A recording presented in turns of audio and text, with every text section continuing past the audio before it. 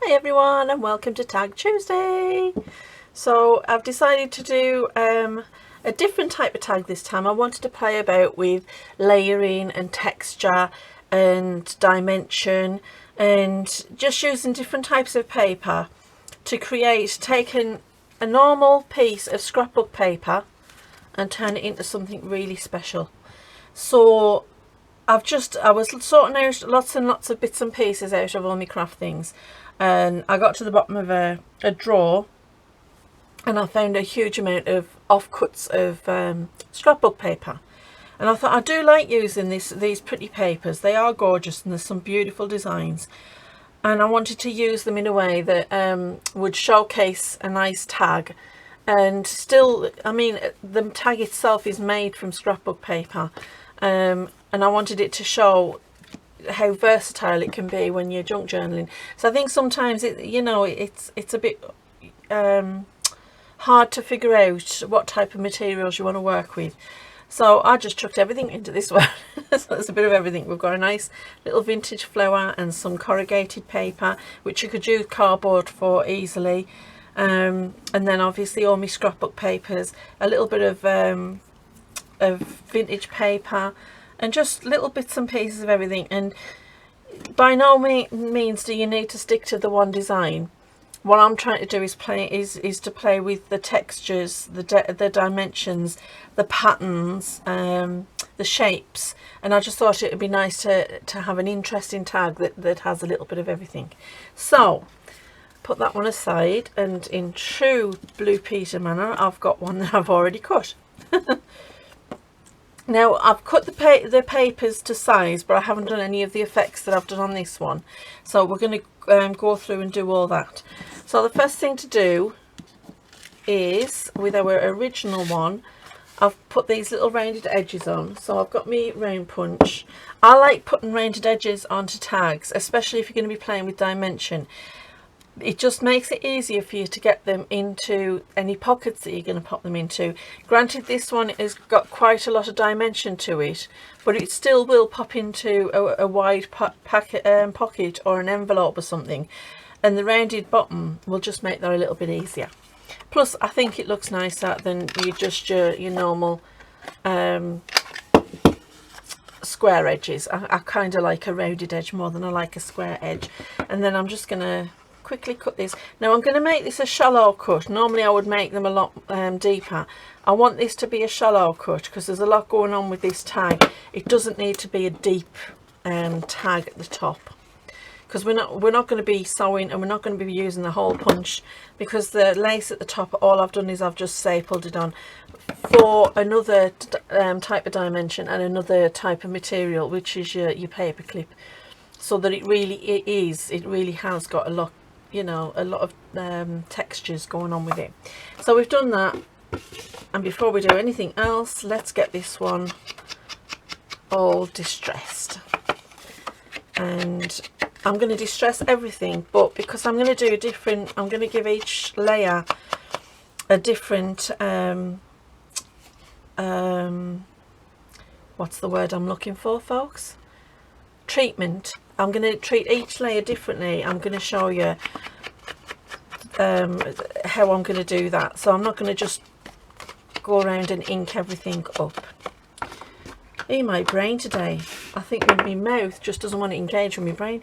So this one, I could back this with coffee dyed paper, but it's got such a nice light design. It's actually, I don't know if you can see that, but it's lined. So I don't really need to do anything with the back of that. But if you were making it and it had a background on that you didn't like, or it was too busy for writing, then just put some coffee dyed paper on there. And I would, because this whole thing, I'm not using a sewing machine on it. You can do that at any time. You can do it before you start, or you can do it when you're finished. So that's our first layer. So we're going to work in layers here. I'm just going to put everything to the side so we know which layers are where. Right. This isn't a trick to try and help you remember where everything is. Keep your layers right. Now this next one, all I did with this one was I rounded the corners. So again, we'll round those corners. But instead of just rounding the two, I rounded the whole one. The whole four, sorry. So this one, all I'm going to do is leave that as simple as that, and let's give it an ink. So you've made your tag. This is your first layer on the tag. I like playing with layers because it gives you a lot to work with, and you can add fabric into this if you wanted. I think it would look quite nice with some coffee dyed fabric or something poking out, or a bit of cheesecloth. Now let's see, I don't know if you can tell on the camera, but I haven't got the side exactly straight. It's slightly narrower at the top than it is at the bottom. I'm not going to bother about that because it's another dimension. So that's that one. So I think we can go ahead and glue that one on. Now, because I'm working with that's lovely paper on the back, isn't it? Because I'm working with scrapbook paper, I'm not even going to bother with the glue stick. I'm just going to go straight to the tacky glue, because the glue stick isn't going to be enough to hold this down. This is proper card, and you need something a bit stronger for it. And the tacky glue is pretty good for this. I'm going to make sure I get plenty on though, because I want this to hold up. There we go. Right, let's line everything up. There we go. Pull it down just a touch, and then just make sure we get that glue right out to the edges. There we go. There we are. Perfect. Now the next layer, what I did on this one was I used one of my edge trimmers.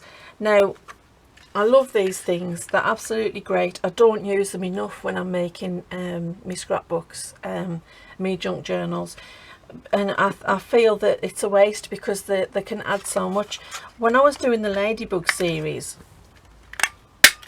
I did actually punch a lot of the pages so that the page edges were all punched and decorative, and it really added to the dimension of the journal.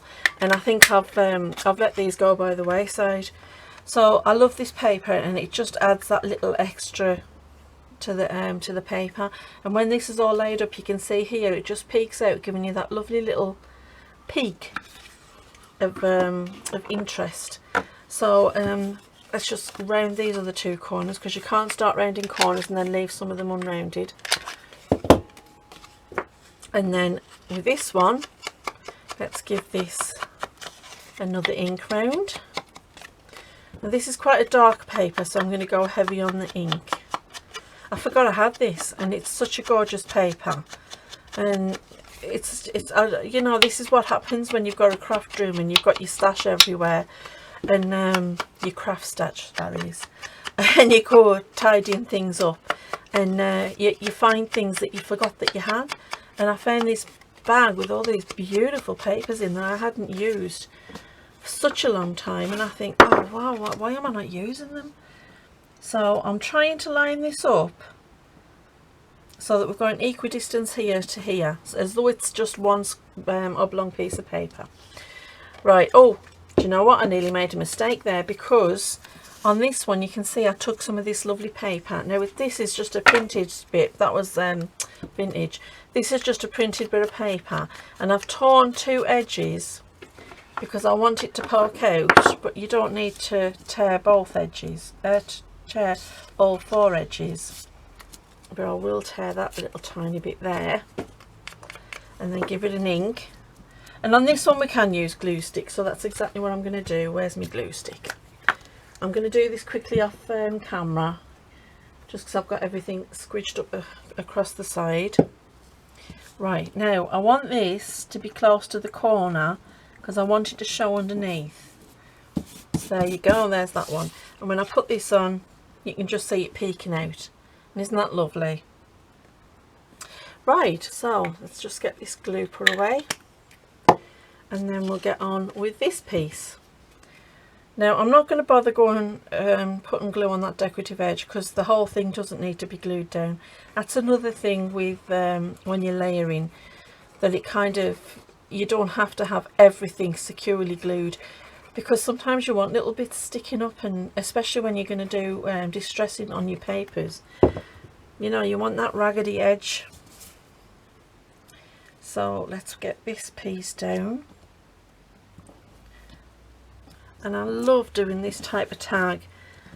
It's I think, you know, whenever I'm making a journal, I like to have at least one like spectacular piece in the journal. And not that, you know, everything you put in should be spectacular, but specifically in these journals, because I think something like this can really bring it to life.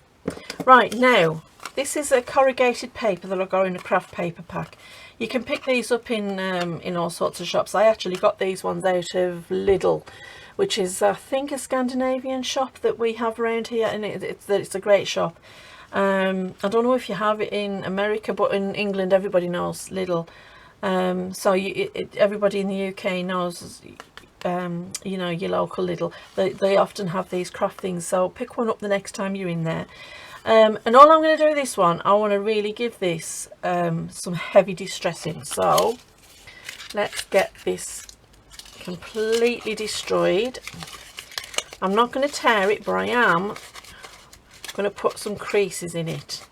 Right, now the next thing I'm going to do, you can get a distressing tool, and I have seen them and they are great, but I've always just used my scissors. So I'm just going to run the blade of my scissor along the edge, and that's just going to kick up the paper. You can see how it's kicking the paper up there, and I'm going to do that on all four sides, because I want it to look like it's gone through, you know, it's a bit of old packaging that somebody's picked up and put behind a picture. So just give it a good roughing up. Doesn't have to be perfect. And the good thing about this cardboard and this coronated paper is that you see how it's laminated. Sorry, I don't know if you can see that. It's laminated layers. When you distress the edge of it, you actually start pulling them apart, and that gives you that nice, lovely distressed look as well. So there we go. So that's pretty distressed, I would say. Now let's get to the inking.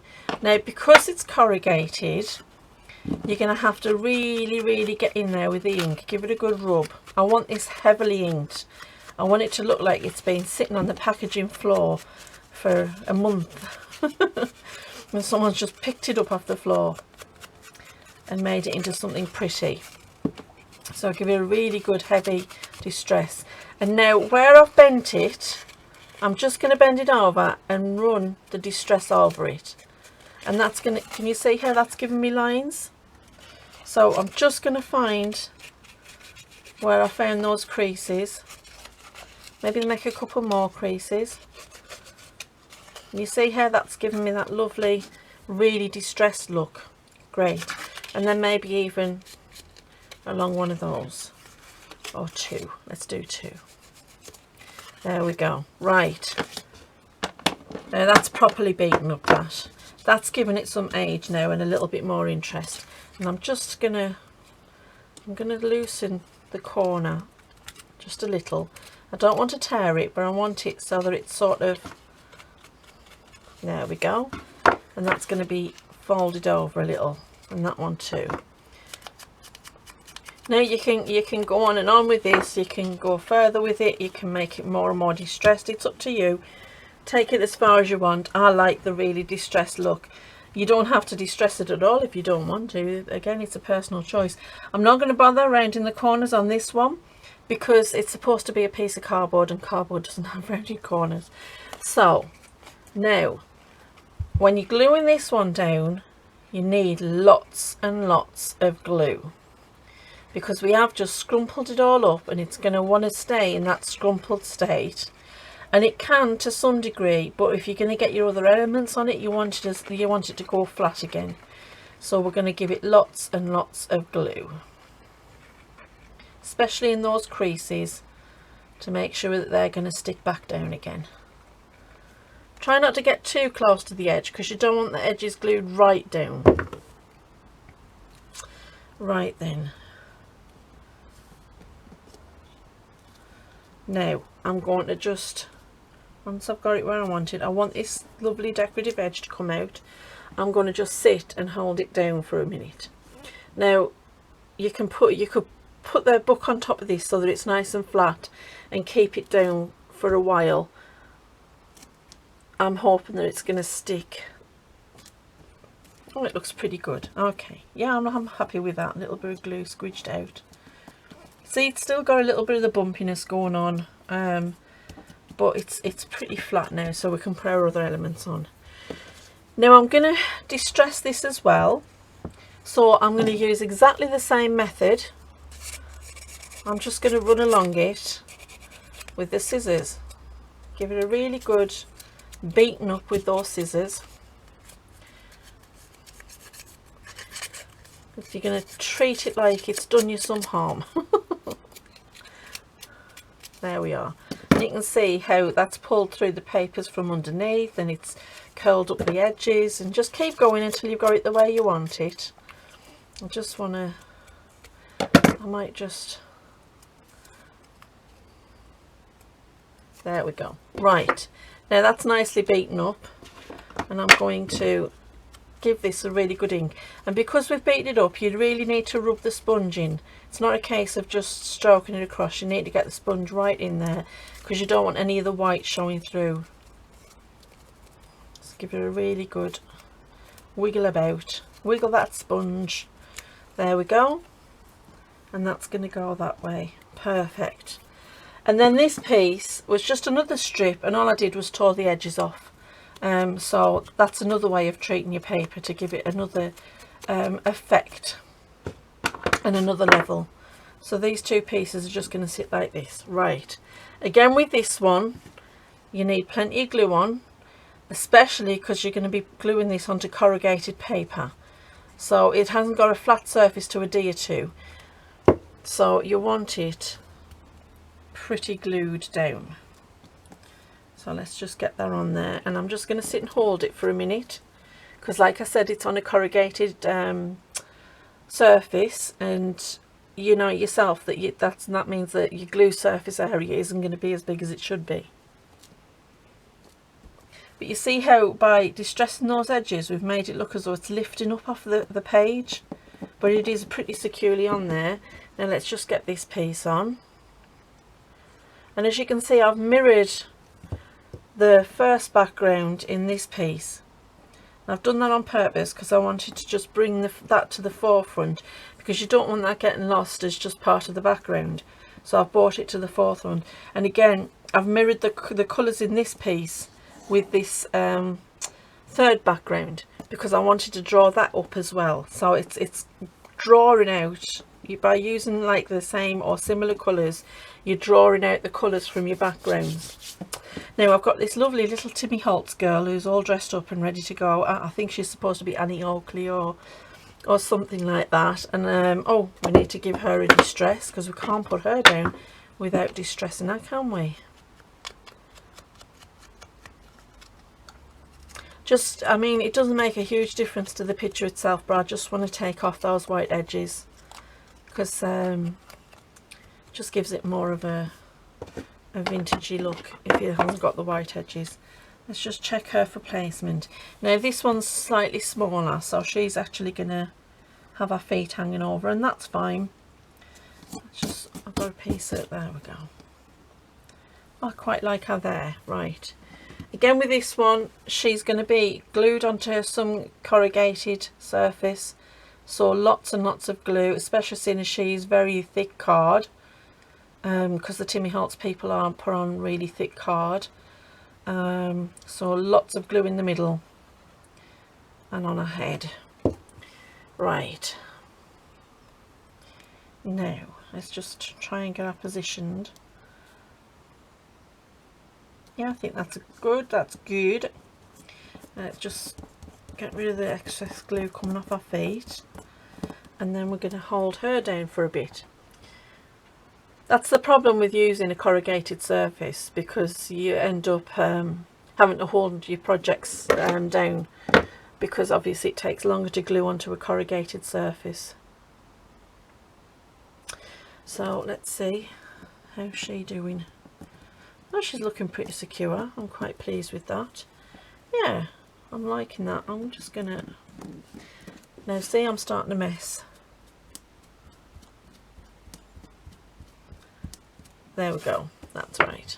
I just wanted that to, So our last layer is going to be this lovely little flower, and this is not only going to cover up this joint, which you don't have to cover up, it looks perfectly fine, but I just wanted there to be just a little pop of chic on there. So all this is a paper flower that I've got out of a packet. They come from Hobbycraft. You can get these from loads of different places, and I've just distressed the edges, just as you would distress a piece of paper, and then for the final flourish I just gave it a good wobble. And then what I'm going to do